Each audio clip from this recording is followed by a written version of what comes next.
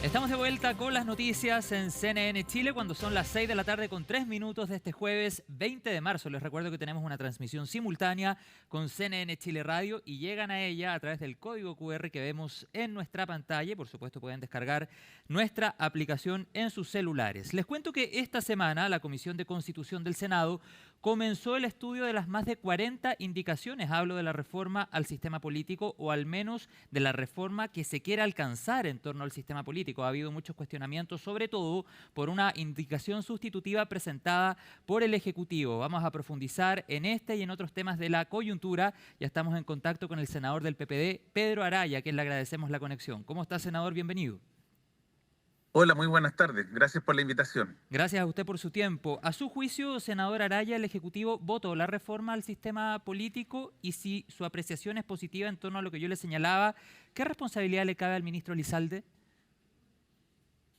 A ver, lo primero que yo quisiera señalar que la reforma que estaba discutiendo la Comisión de Constitución del Senado es una reforma bastante modesta, que no se hace cargo probablemente de los problemas estructurales del sistema político, pero sí aborda un tema que es la fragmentación.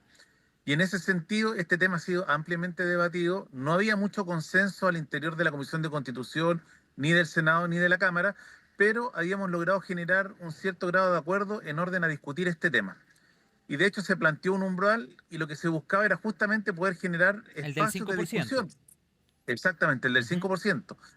Pero el Ejecutivo nos sorprende a todos y aparece con una indicación sustitutiva que no se había discutido al interior de la Comisión y que es un tema sin dudamente amplio, que es muy polémico y respecto del cual no existe una gran coincidencia de cómo avanzar. Entonces, claramente con esa indicación sustitutiva, a mi juicio el gobierno claramente votó la reforma al sistema político y no le interesa que se avance en una reforma al sistema político y más bien presenta indicaciones que todos sabemos que no van a llegar a buen puerto y lo único que van a hacer es que nos enfrasquemos en una discusión donde no tenemos consenso respecto de Ok. cómo abordar el tema de las órdenes de partido y las consecuencias de una expulsión de un partido político. Y en esa línea, senador, usted ha sido bien crítico con la figura, con los planteamientos que ha hecho el ahora ministro del Interior, Álvaro Elizalde. ¿Cómo valora las posiciones que él ha manifestado?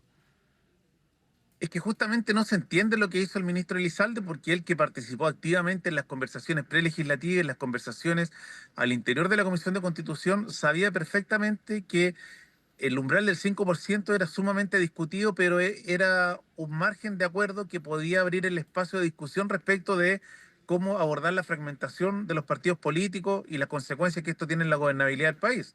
Pero también él sabía que estos otros puntos no hay consenso mínimo ni siquiera al interior de la Comisión de Constitución.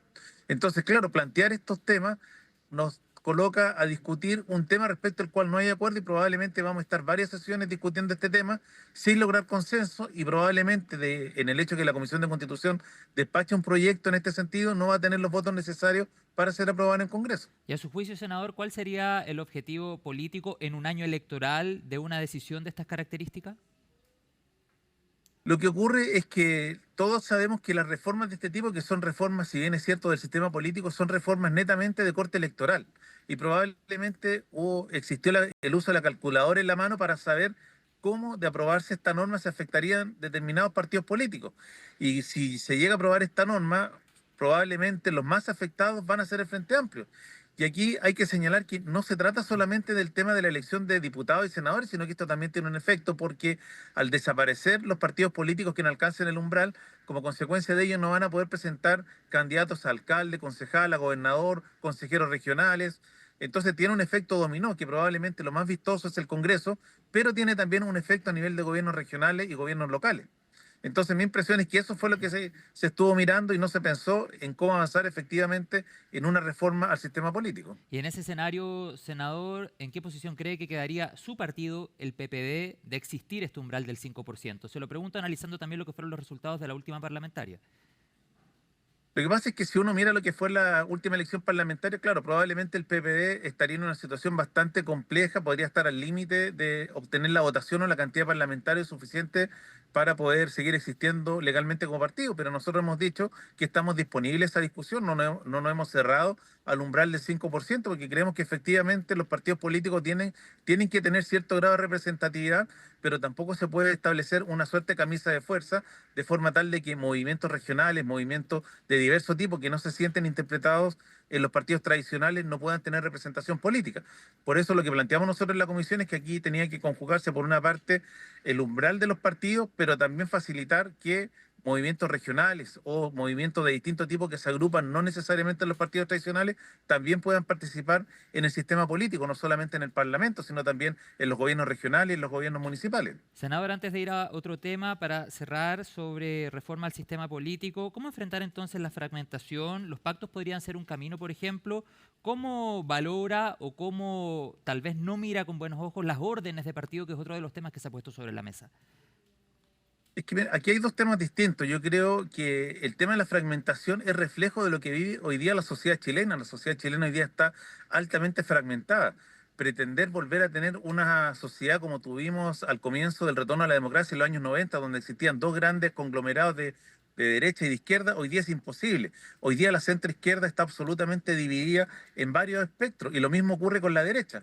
Y eso es reflejo de lo que ocurre hoy día en la sociedad. Entonces, tratar de abordar el problema de la fragmentación con ojos de lo que fue el comienzo de la democracia en los años 90 me parece que es un profundo error porque va a dejar fuera a una cantidad importante de movimientos regionales, movimientos locales que quieren participar en la actividad pública, pero que no se identifican Los pactos necesariamente con los podrían grandes... entonces servir para hacer frente. Exactamente.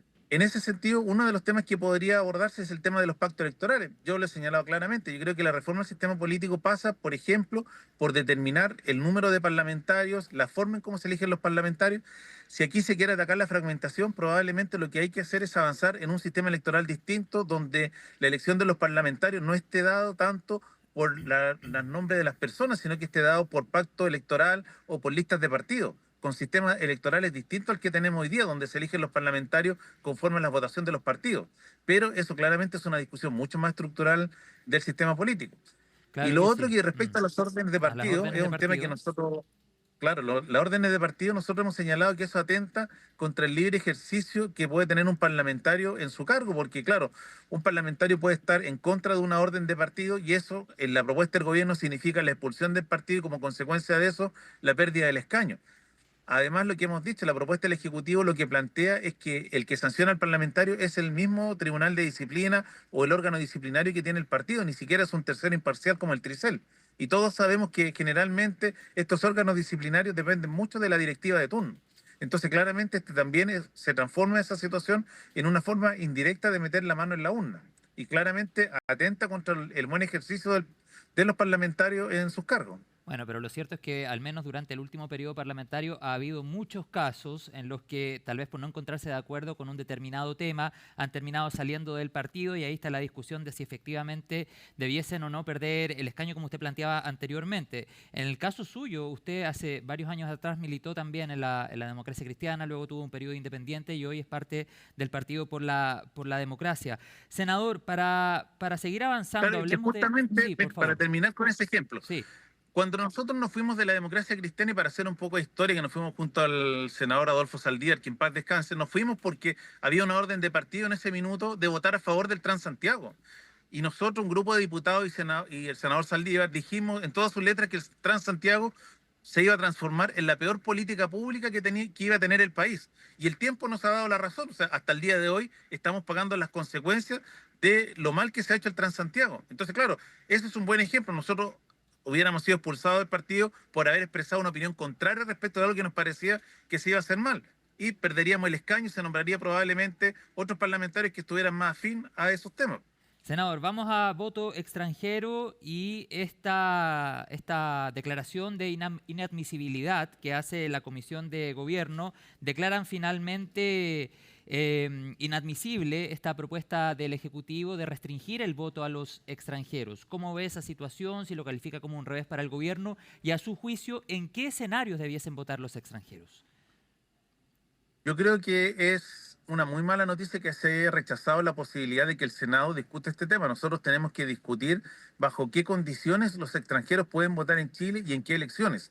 Todos los países del mundo tienen una regulación sobre esta materia. Y creo que el gobierno va a tener que insistir y probablemente tendrá que conversar con los distintos bancadas y comités oficialistas con el objeto de pedir que se pueda reponer esta discusión en la sala y pelear la admisibilidad en sala de forma tal de que se discuta. Yo creo que la propuesta que hizo el Ejecutivo me parece correcta. Exigirle a un extranjero cierto grado de vinculación con el país como que tenga cierto arraigo en el territorio, es correcto. No podemos permitir que un extranjero que llega y entra a Chile esté votando. Entonces, exigir la residencia me parecía correcto. Exigir también que acreditara sus antecedentes penales también me parece correcto. Si un chileno ha sido condenado por delito que merece pena Sí, aflictiva y pero lo pierde cierto, la senador, es que hoy ciudadanía, día no un puede votar. extranjero que llega a Chile, por ejemplo, hace un año, hoy día tampoco vota. O sea, hay un piso de 5 años, no es que hoy día lleguen y voten. Exacto, hay un piso de 5 años, pero además asociado a que obtenga la residencia. Porque efectivamente un extranjero puede haber entrado, puede haber salido, puede tener un tiempo. Entonces lo que se estaba haciendo era regularizar efectivamente cuándo vota. Y el tema de los antecedentes penales a nosotros nos parece absolutamente correcto, porque aquí se podría dar el absurdo que haya un extranjero que ingresó a Chile, tiene la residencia, y como no hay conocimiento de sus antecedentes penales, puede pertenecer al Tren de Aragua y haber sido condenado por delito en otros países y estar votando en elecciones en Chile.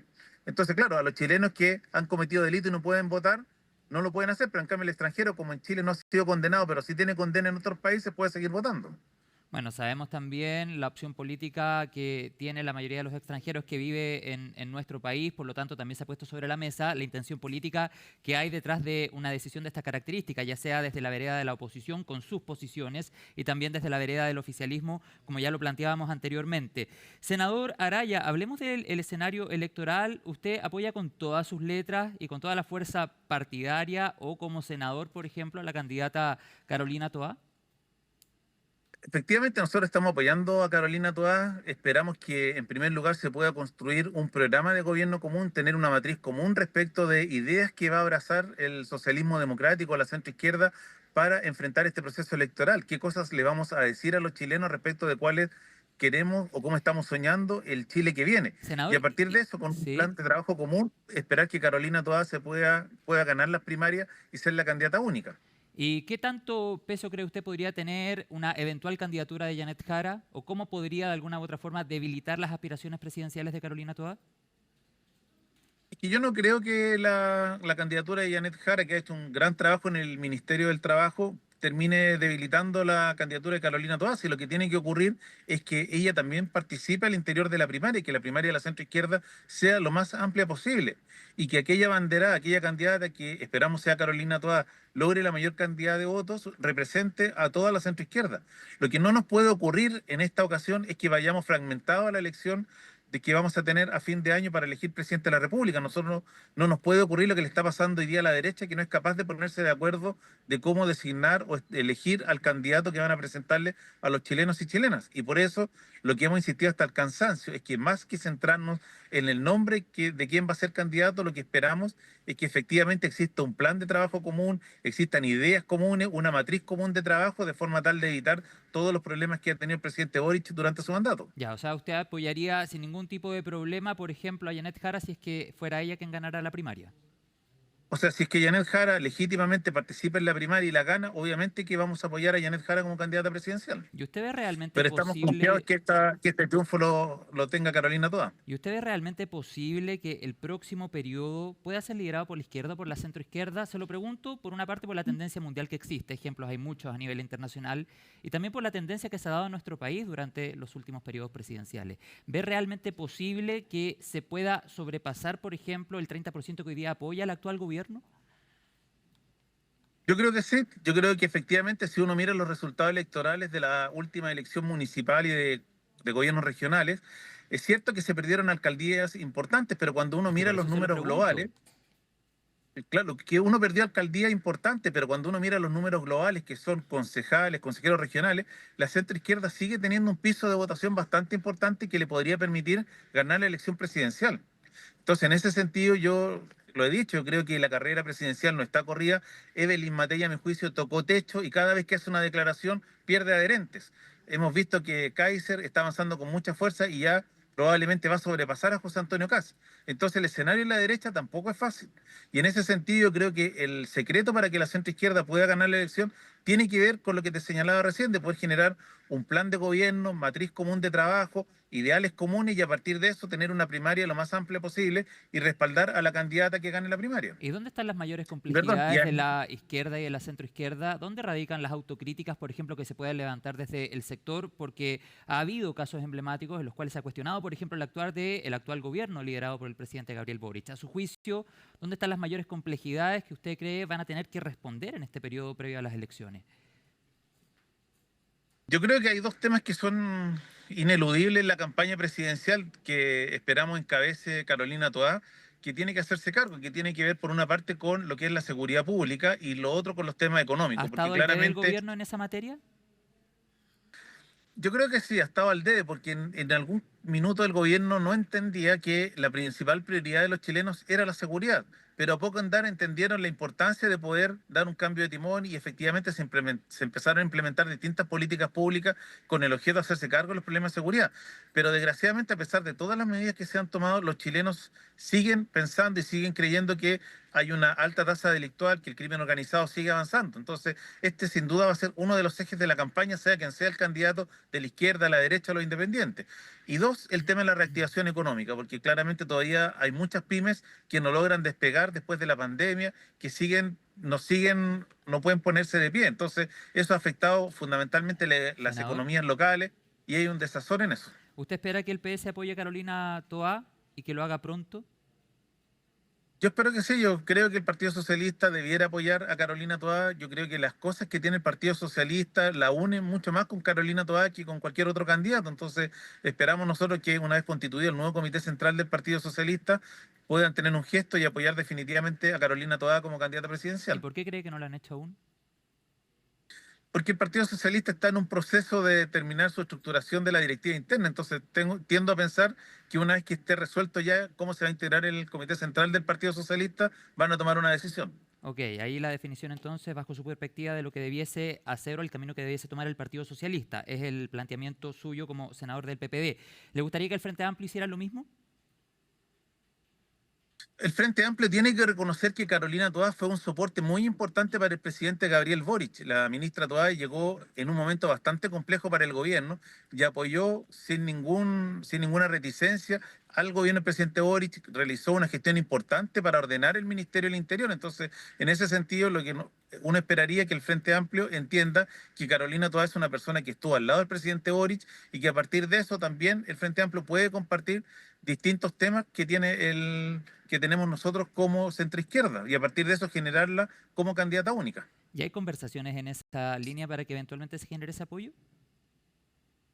En este minuto yo creo que todos los partidos están en su proceso interno de definir si van a llevar o no candidato a la primaria. Y mi impresión personal es que todavía el Frente Amplio está bastante complicado respecto de si van a poder lograr un candidato o no. Una vez que esa situación se despeje, mi impresión es que vamos a poder sentarnos tranquilamente con el Frente Amplio a ver posible apoyo para Carolina Toa. Y otra pregunta, senador, respecto a la democracia cristiana. ¿Ha podido avanzar la conversación para que eventualmente se enfrente una primaria conjunta? El otro día, en este mismo programa con la Mati Burgos, el diputado Aedo decía que para ellos como democracia cristiana no es lo mismo Daniel Jadwe versus la ministra Janet Jara. Y pongo este tema sobre la mesa porque uno de las limitantes que ha puesto la democracia cristiana es enfrentar una primaria con el Partido Comunista. ¿Ha habido alguna conversación que permita ver como una posibilidad una primaria amplia? A ver, yo creo que es un error que la democracia cristiana no participe de una primaria amplia de la centroizquierda. Y en este sentido creo que todos los partidos de la centroizquierda vamos a tener que ser generosos y ceder de forma tal de que la democracia cristiana también participe de esta primaria. Porque lo peor que nos podría pasar es que la democracia cristiana termine fuera de este pacto electoral, porque sin duda eso podría ser un escenario bastante complejo para poder ganar la presidencia. Lo que se requiere en este minuto es unidad de la centroizquierda lo más amplio posible. Tenemos que en alguna medida, recordando la historia, lograr lo que fue la concertación el año 1988, de tener un amplio abanico de partidos de centro izquierda que están dispuestos a competir bajo un mismo objetivo. Entonces, en eso, espero que las conversaciones que se puedan llevar adelante, tanto formales como informales con la democracia cristiana, puedan avanzar y lograr que ellos también con su candidato, que es Alberto Undurraga, puedan participar de estas primarias presidenciales amplias de la centro izquierda. Pero en la concertación no estaba el Partido Comunista.